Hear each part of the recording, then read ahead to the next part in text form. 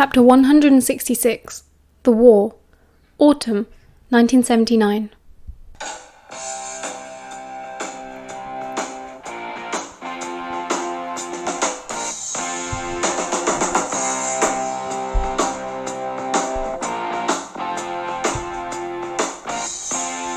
Well, I'll take whatever I want, and baby, I want you. You give me something I need. Now tell me I got something for you. Come on, come on, come on and do it. Come on and do what you do. I can't get enough of your love. I can't get enough of your love. I can't get enough of your love.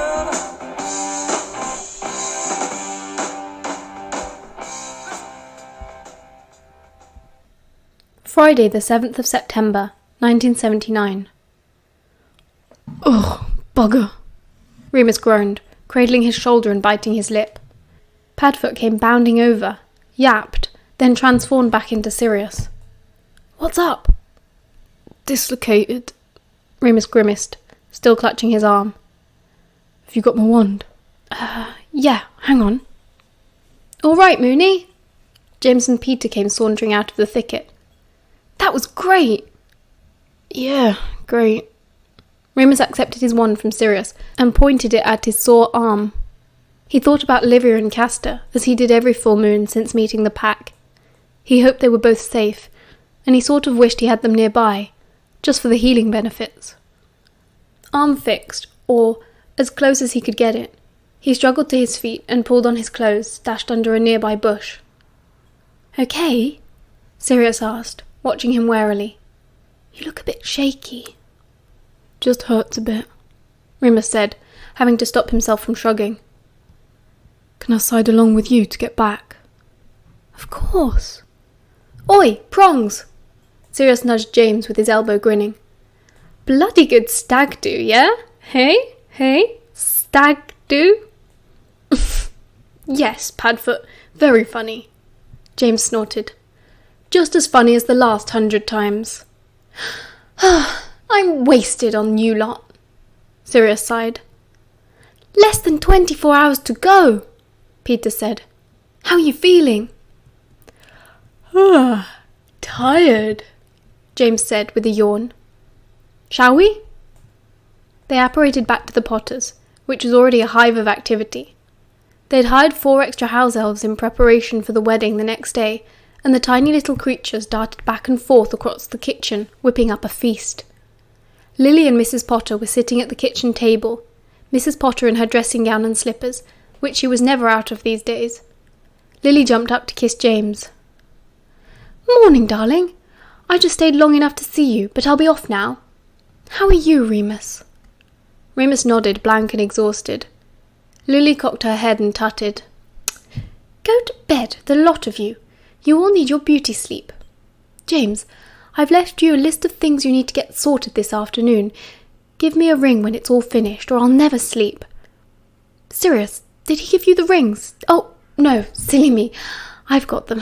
Here you go. Remus, will you make sure he doesn't lose them? Pete, your mum popped round and I said you'd gone out with the lads and were sleeping off a hangover, so better if you don't go home. I'm sending Mary over this evening with the buttonholes for you all, and the ties if Madam Malkin hurries up and gets them finished. Oh, do you all have shoes? Merlin Evans, Sirius yawned. Anyone would think you're getting married tomorrow. She stuck her tongue out at him, kissed James, hugged Remus, and hurried out of the door. Go to bed, boys, she shouted as she left. See you at the top of the aisle, Potter. Remus looked down at the list Lily had left James. It was at least 15 inches of parchment, and Lily had small handwriting. James ignored it. All right, Mum, he said, going over to Mrs. Potter. She had 2 dark smudges under her eyes, and her hair was pale and stringy. Remus was finding it hard to meet her eyes these days. She reminded him so much of his last visit with Hope. Fine, fine, she beamed up at him. There's so much to do. Leave it for now, he said, an arm around her. Let's all go to bed. Oh, that Lily, Mrs. Potter said as they made slow progress up the stairs. She's a force to be reckoned with. Too right, the boys all agreed. Remus collapsed into bed without even taking his clothes off and could have fallen asleep right there. Moony! Ugh. Sirius yawned again, pulling his boots off. Don't conk out until you've had your potion. McKinnon's orders. Remus groaned, rolling over and reaching for the bottle on the bedside table. Sirius clambered in beside him as he finished it. Whose idea was it to have a wedding right after a full moon? He complained, another yawn encroaching. I told you just all to leave me to it, Remus replied, closing his eyes and flinging an arm over his face. And missed the chance to make stag-do puns for the rest of the week. No chance. Remus chuckled and quickly fell asleep. Having never attended a wedding in his life, Remus was very grateful to Lily for having left a list. It meant he always knew what to do. However, he quickly learnt that very little about weddings made any sense at all. For example, once they'd all woken up around midday, their first task was to decorate the Quidditch hoops in the back garden. Why are we doing this? Remus asked, frowning up at the goals as Peter arrived levitating a crate of white flowers. So they look nice, James replied, broom in hand. It's the only way Lily would get married under them. Remus stared at him. You're getting married under your old Quidditch hoops? I know, he grinned. Brilliant, isn't it? Moony, Sirius said quickly. You and Pete work on the growing charms down here. Prongs and I will fly up and do the hoops. Once they were finished, the 3 goalposts looked like a bizarre spindly rosebush had tried to take over.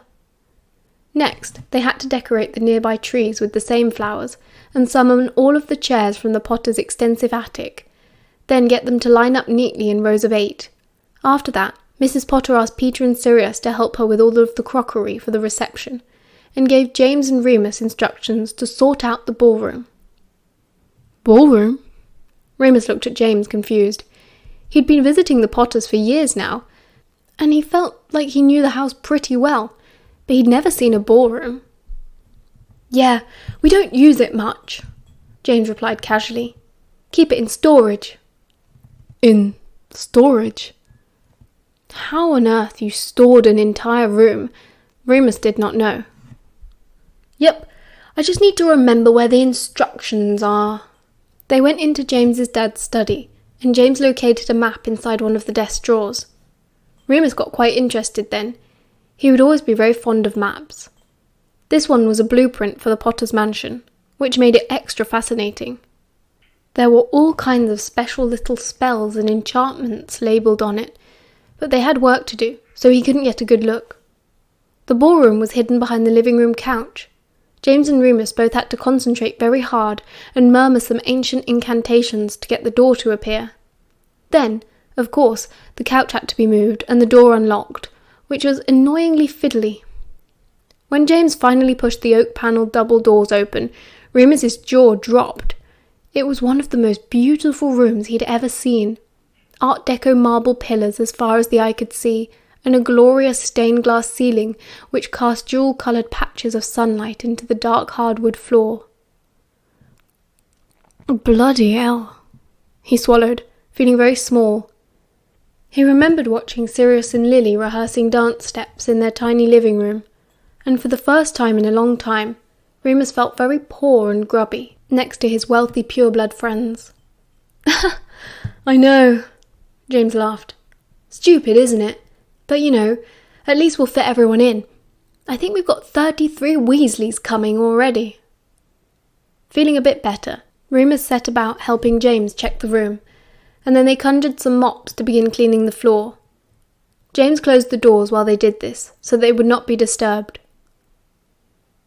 I know we're not really doing anything, he said guiltily, leaning against a marble column. But I just want 5 minutes without someone giving me an order. I wouldn't mind, but Moody's only giving us 2 days off for the wedding. We're expected to report for duty on Sunday." Christ. Remus shook his head, tutting. They stood quietly for a bit, watching the mops glide back and forth like funny skinny ballroom dancers. Remus was grateful for a breather too. The weekend had begun with a full moon and was only going to get more hectic as it went on. "How's Sirius?" James asked, out of the blue. Fine. Why? Remus frowned. "Just checking." You see him almost as much as I do." Remus teased him. It was true, James was much keener on the flying motorbike than Remus was, and they went for rides together almost every evening. "I know," James nodded, "but he hasn't said anything about Regulus since he died." No. Remus sighed. No, he hasn't. It wasn't as if Remus had been pushing Sirius to talk about it either, but he didn't think James would understand their policy of never discussing family stuff. "I don't like him bottling it up," James said. "I know he had a complicated relationship with Reg, but it can't be normal just to pretend like he never existed." Who's to say what's normal? Remus countered. Everyone grieves differently. "So he's grieving?" James was giving Remus a very intense look, and it made him uncomfortable. He didn't like other people asking him about Sirius's personal stuff. That was between them. "Yeah, of course," he lied. That seemed to work. "Good.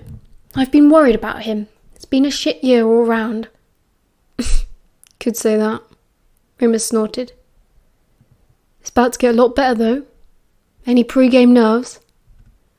"Nah," James grinned, the worry leaving his face. "Feel like I've already won the cup." Oh my god, Prongs, you soppy git. See, that's what you get for going out with girls. James roared with laughter, and by the time he regained his composure, the mops had finished their task, and the floor was gleaming as if brand new. Saturday, the 8th of September, 1979. The first wedding Remus ever attended was the most beautiful and happiest, and there was no way you could convince him otherwise. Everything went off without a hitch. Well, he did have to talk an overexcited Sirius out of transforming into Padfoot to deliver the rings, but luckily it was only in fleeting mania. And it was smiles all round. James's parents looked as though they would burst with pride, both appearing healthier than Remus had seen them in ages, decked out in red and gold dress robes, Gryffindor colours. Marlene and Mary made beautiful bridesmaids in simple pale mauve dresses with flowers in their hair. And of course, Lily herself was a vision in white lace. It seemed to Remus that the day flew by in pastel-hued blur. He was always supposed to be somewhere or doing something. There was barely a moment to relax and take stock. He was very glad that he'd never be getting married, because just being a groomsman was exhausting enough. Once the ceremony was over, and they had to start mingling, Remus found himself feeling very shy. He hadn't been around so many wizards and witches since Hogwarts. The magic in the air was palpable, muggy. It bothered him less now. His time with Greyback's pack had taught him to cope with it, and as long as he didn't need to do magic, he was fine. There were plenty of people he knew, of course. He spotted the Weasleys without too much bother. Arthur and Molly were running all around the place after their 5 rambunctious redhead sons. The eldest two had decided they wanted to play Quidditch with the decorated hoops now that the boring bit of the day was over. Then of course Moody and Hagrid and Dumbledore, and a lot of other people from the Order. It was nice to see them all at a happy event for once. It made everyone look younger. Frank and Alice were just back from their honeymoon, which Alice confided to Remus had actually involved quite a lot of work. They'd gone to Slovenia on a knowledge transfer mission with the local Auras. And of course Ferox was there. He came over to shake Remus's hand manfully. "Looking very smart, Lupin," he nodded, and Remus felt himself blush head to toe, though he knew Sirius looked a million times better in exactly the same robes. "And Mrs. MacDonald." Ferox kissed her hand, which made her blush too. "Very beautiful indeed. Will it be wedding bells for you two next?" Remus blinked. He hadn't come out to very many people, fair enough, but he sort of thought most people had cottoned on by now. Mary laughed. Ha! As if Remus would marry me. I'd drive him up the wall. Ah, well. Ferox clapped him on the shoulder. You're still young. Lots of wild oats to sow. I live with Sirius, Remus said, raising his eyebrows a little bit to see if his old teacher took the hint. But apparently not. Why were grown-ups always so dense? Free-wheeling bachelors, yeah? Ferox laughed gruffly.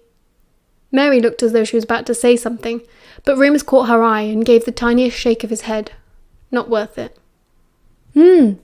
That's right. He nodded enthusiastically at Ferox. After dinner, the best part of the day, in Remus's opinion, Lily and James cut the cake, a huge towering affair with 13 tiers covered in buttercream icing and pink-piped roses, and then the dancing began. Lily did Sirius proud. Remus could hear him counting under his breath as he watched them. 1, 2, 3, 1, 2, 3, straighten that back, Evans. Good girl. The waltz over and done with, someone cast an amplifying charm on the Potter's old turntable, and a Bad Company song began playing, which got all of the young people up and dancing, including Sirius, who Remus was grateful to hand over to Andromeda. Remus Lupin did not dance. He was happy enough to sit by with a glass of champagne just watching as usual. He looked for Peter, who liked to dance, but often lost steam after a few songs, but couldn't see him anywhere. He'd probably found some friends from work and gone to chat with them. Yaz and Marlene were on the dance floor. They were both pretty dreadful. Marlene wasn't used to her heels, but it was very sweet all the same. Yaz had cut her hair since leaving Hogwarts in June, and the cropped pixie look really suited her. Mary came to Remus's rescue in the end, as always. She hobbled over with a pained expression on her face and plonked down beside him. Blimey, these French knickers she's got us in go right up your bum. Charming as ever, MacDonald. Remus smirked. James and Lily whirled past them, smiling at each other like maniacs. Look at them, Mary sighed. Why can't I find a nice bloke who loves me that much? Not like I haven't been looking. You'll find him, Remus replied, just as happy. I'll know it when I see it, that's what my mum says. If you're lucky, Remus snorted. He was a bit drunker than he'd initially thought, and his tongue was loose, but it was only Mary. They say love is blind for a reason. I never had trouble recognizing it, to be honest, Mary confided. It's letting it in, that's the hard part. Remus nodded in agreement, though he wasn't sure he followed. She continued, sipping her champagne. Like you did, with Sirius. Oh yeah, my freewheeling bachelor friend. Remus poked his tongue out, making Mary crease up, giggling. Remus grinned, happy to make her happy. He squeezed her knee. You're going to fall in love one day. How could you not? Anyone would be lucky to have you. Maybe once the war is over, she said, lowering her voice, still watching the dancing. I'm not sure I could survive falling in love right now, not with everything else on top. Remus looked away. Hiya! Marlene appeared, drink in hand. Remus, your boyfriend stole my partner. She nodded across the dance floor at Sirius and Yaz, who were swinging each other around wildly, apparently unable to decide who should lead. Remus laughed, and Mary frowned, shifting uncomfortably in her seat. Marlene gave her a sympathetic look. French knickers? Mary nodded wearily. Marlene leaned in and whispered, I took mine off in the loos after the ceremony. Ah! McKinnon, you genius! Mary sat up abruptly and strode across the room towards the door. Marlene laughed, taking her seat. One of the Weasley kids came skidding past, sliding on his knees across the highly polished ballroom floor. Molly came chasing after him, panting. William Arthur Weasley, you will ruin those trousers! Marlene giggled, covering her mouth with her hand politely. She leaned in and whispered to Remus. I heard her tell Hattie Bones that she's pregnant again, and she only just had twins last year. Crikey, Remus said, developing a whole new respect for quiet and reserved Arthur Weasley. I reckon those two are having kids as soon as possible. Marlene nodded at James and Lily. Be very surprised if we don't get an announcement before Christmas. Ugh, really? Remus wrinkled his nose. Weddings were one thing. They only lasted a day. But babies! They had to do babies now. Don't be such a grumpy sod. Marlene gave him a sharp elbow. Change is part of life. Come on, treat me to a dance.